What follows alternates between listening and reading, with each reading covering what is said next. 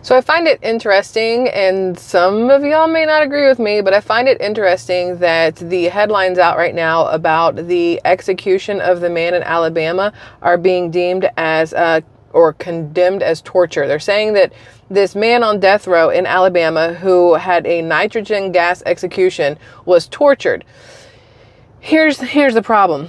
Y'all ready for this? This is gonna sound, I'm gonna sound hypocritical, and it's not meant to be, but it's one of those hard topics to talk about, but it interested me, so I wanted to talk about it. So here we are. This is the guy who was killed. Y'all try not to get the glare here. Hey, palm trees. That's the guy that was killed for the first time ever using nitrogen gas as an execution instead of like the IV and stuff, the injection they would do, because the first time they tried to kill the guy, they couldn't find a vein or whatever. So they scrapped the idea and brought it back with the nitrogen gas and decided they were going to do this thing they've never done before, that's never been tested on anybody. So this man was the guinea pig for nitrogen gas executions. And of course, before his death, he gets to have his last meal of choice. So he ate better than most Americans do on any, even once in their lives, just so we're all fully aware. It says the death row prisoner used his final words to say humanity had taken a step backwards because of his execution. Well, I feel like if you've murdered somebody, you've already taken a step backwards in humanity, but that's just me. It says he was killed in a prolonged suffocation, condemned as torture. So Kenneth Smith shook and writhed for 2 minutes on Thursday night as his mask filled up with the nitrogen gas, witnesses said, despite Alabama saying his death would be quick and painless. The convicted killer is said to have remained conscious, breathing heavily and gasping for a further 8 minutes as his sons and crying wife watched on. Number one, I've never understood why people want to watch executions. Maybe the victim's family, I can understand wanting to see that, which makes me sound really morbid and weird, but I can understand wanting to see justice served, right?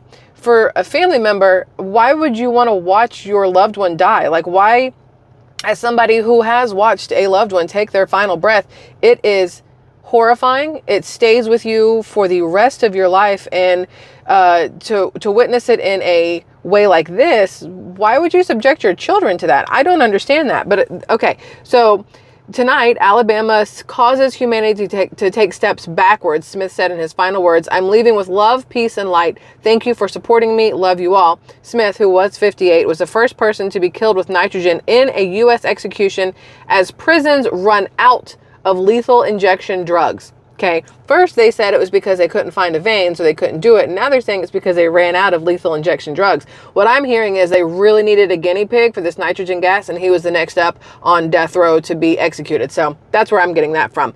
He was not pronounced dead until 8:25 p.m., 22 minutes after the gas was first administered.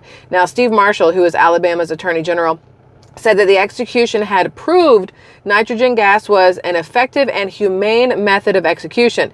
The U.S. Supreme Court denied Smith a last-minute reprieve on Thursday evening after state lawyers insisted he would lose consciousness in seconds and die in minutes.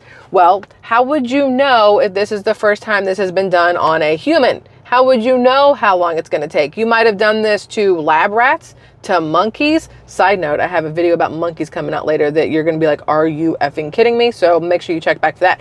But anyway, the amount of time it takes something way, way smaller than a 58-year-old male, is going to be completely different. So I don't know if they lied to him or if they were just like inaccurate or if they were like, we'll tell you what you want to hear. It'll just take seconds. So it'll be fine. Now, Sonia Sotomayor, one of 3 liberal justices who disagreed with the 6 conservatives who backed the execution, said, having failed to kill Smith on its first attempt, Alabama has selected him as a guinea pig to test a method of execution never attempted before. Now, the United Nations' Human Rights Commissioner last week branded the method, officially termed nitrogen hypoxia, as torture and urged the state not to use it. Smith was strapped to a gurney at the Holman Correctional Facility in Atmore, Alabama, as the nitrogen gas was pumped into a mask he was wearing. Now, I didn't see it, but I literally picture him looking like Hannibal Lecter with that mask that he had on with the straight jacket. That's what I picture. I don't know if that's accurate, but that'd be terrifying to watch somebody die with that mask on. The state had promised that the mask would be airtight, but witnesses said they could hear gas coming out of it, likely prolonging the suffocation. Now, Reverend Jeff Hood, who is a Catholic chaplain who ministered to Smith the last rites or whatever, said execution was the worst thing he had ever witnessed. Unbelievable evil was unleashed tonight in Alabama, he said through tears. But again, this man was put to death for murdering somebody else. So is it really that big a deal? It depends on how you think about these things, right? He said Smith had eaten a final meal of, get this, because this is better than a lot of people, like I said, have eaten in forever or will ever eat, a T-bone steak, hash browns, toast, and eggs from the Waffle House chain.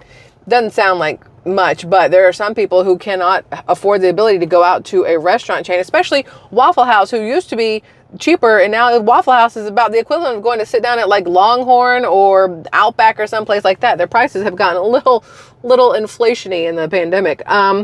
It says here, one of the reporters that witnessed the death said, I've been to 4 previous executions, and I've never seen a condemned inmate thrash in the way that Kenneth Smith reacted to the nitrogen gas. Kenny just began to gasp for air repeatedly, and the execution took about 25 minutes total. Now, John Hamm, the commissioner of the Alabama Department of Corrections, said Smith's prolonged suffering was his own fault. It appeared Smith was holding his breath as long as he could, so nothing was out of the ordinary for what we were expecting. Asked about Smith's writhing around, like a fishy out of water, he added that was all expected and was in the side effects that we've seen or researched on nitrogen hypoxia. Smith had previously gone through a botched execution attempt in 2022, when a vein could not be found for a lethal injection. So he got an extra year and some change out of it because they couldn't find a vein. So you're welcome, I guess, that you got to live an extra year on the taxpayer's dime. He was sentenced to death in 1996 after being found guilty, along with 2 others, of murdering Elizabeth Sennett, a preacher's wife, in her own home in 1988. Sennett was found dead in her home March 18, 1988, with 8 stab wounds in the chest and 1 on each side of her neck. You think it took her just seconds to die, or do you think there was a little bit of pain, maybe a little writhing around, maybe anything that this man just had to endure, but people are calling it torture? I feel like being stabbed 8 times in the chest and then also in your neck is a little more torturous, but that's just me. Prosecutors said her killers were each paid $1,000 on behalf of her pastor husband, Charles Sennett Sr., who was deeply in debt and wanted to collect on insurance. The pastor killed himself, and the investigation focused on him as a suspect. It says here, the White House said on Friday it was deeply troubled by the first ever execution using nitrogen gas. So the White House is troubled by nitrogen gas using, that as a way to kill a murderer, but they're perfectly fine with letting millions upon millions of illegal immigrants into the country and giving them money and other things. And okay, yeah, sure. Now here's the thing. And this is where I said I'm going to sound a little hypocritical. It's not on purpose, but I have warring thoughts on this. Number one, eye for an eye, my dudes. If you murder somebody, okay, bye. But then at the same time, and the only reason why I say okay, bye, because eye for an eye seems it would deter people from doing these things. But the problem is there are a lot of people currently on death row who are probably innocent, either because there was not the amount of evidence needed to prove them innocent, or because technology wasn't there for it now, or because they had a horrible lawyer, or because they happened to be of the wrong skin color, which y'all can say in the comments that's wrong, but we all know it's actually accurate.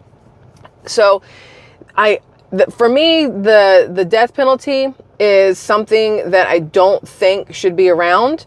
And it's weird to me, and I'm going to be all over the place here. I'm going to squirrel around, and I apologize for it, but if you've been here before, you know how to hold on and ride the squirrel roller coaster, if you will.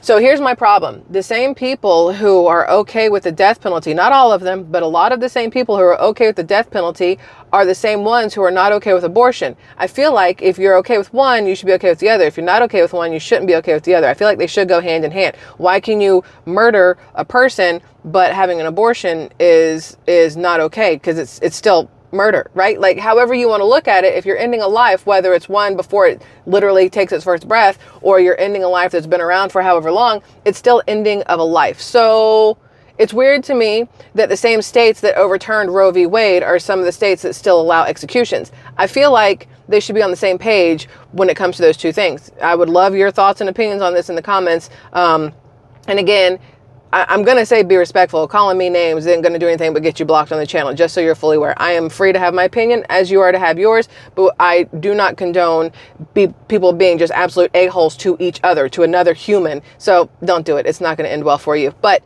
The other problem I have is here's the big one. With the way AI is going, and now AI can falsify almost anything.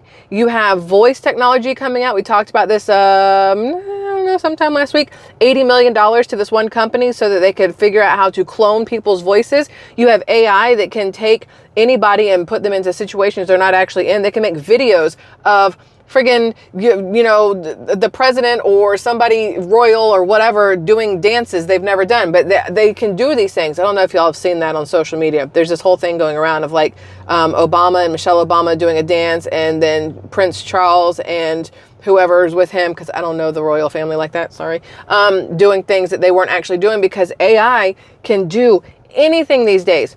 And the second you have AI basically able to control static images, pictures and stuff, and moving images like videos and stuff. And then you add in this new voice, what did I just call it? I don't know what I just called it. Whatever. They can mimic, that's not it, but we're close. Mimic your voice. How will you know in the future what is real and what is not? How can you convict anybody of a crime or say anybody is innocent when you don't know if any of the footage you have is real? Like, at some point, footage is no longer going to be evidence in anything. They're going to have fingerprints and blood, but even blood's not a thing, because, that 23andMe thing, I would never do that thing where you're supposed to send your blood in to see your genealogy and where you came from. All they're doing is storing your blood. And I don't trust them not to use it at murder scenes and other things where they need a scapegoat. They need somebody. They got your little blood in a vial and they're just going to sprinkle it around like fairy dust over on a murder weapon and you go to jail. Hello. Especially now that they can falsify your voice, falsify your face, falsify absolutely everything, change the language you're speaking, all kinds of stuff. Where do we go from there? Especially in the court system. Like, how does that work? Right now, because I was curious how many people are currently on death row, which I don't have all the answers to it, but I did pull this up, deathpenaltyinfo.org, upcoming executions, 2024 to 2026. And it says there are, hold on, scroll. It won't scroll. Turn. Okay, that works. This is the calendar for executions, 2024 to 2026. You can see right there, good old Texas. They have 2. Right above them in Oklahoma has 13. 13 scheduled in Oklahoma. Oklahoma must have some really bad people in it. And then you've got 9 over in Ohio. Okay, Ohio. You've got 1 in Missouri and 1 in, y'all, my nose itches. Hold on. I'm having a moment. Louisiana. Nope, not Louisiana. I'm having a brain fart. Alabama, sorry. So you have 13, 15, 16, 17, 26 people scheduled to die in the next 2 years, total executions in the next 2 years. But what happens when more are added to it and you can't prove that they're actually innocent or guilty anymore because of all this AI crap? Then what happens when, your lethal injection drugs run out and everything is this nitrogen gas thing, and then somebody says, no, you can't use that. It's not humane. You shouldn't kill people. That's not humane either. What happens there? Then these people that are these people that are in jail that are on death row, taxpayer money pays for everybody in jail, right? So that's why my brain goes, if they're on death row, why are we letting them stay on death row for 30, 40 years? Why don't we just, right there, guilty? Okay, go, die. Like, that's how it should be. Why waste taxpayer money? That's why I said eye for an eye.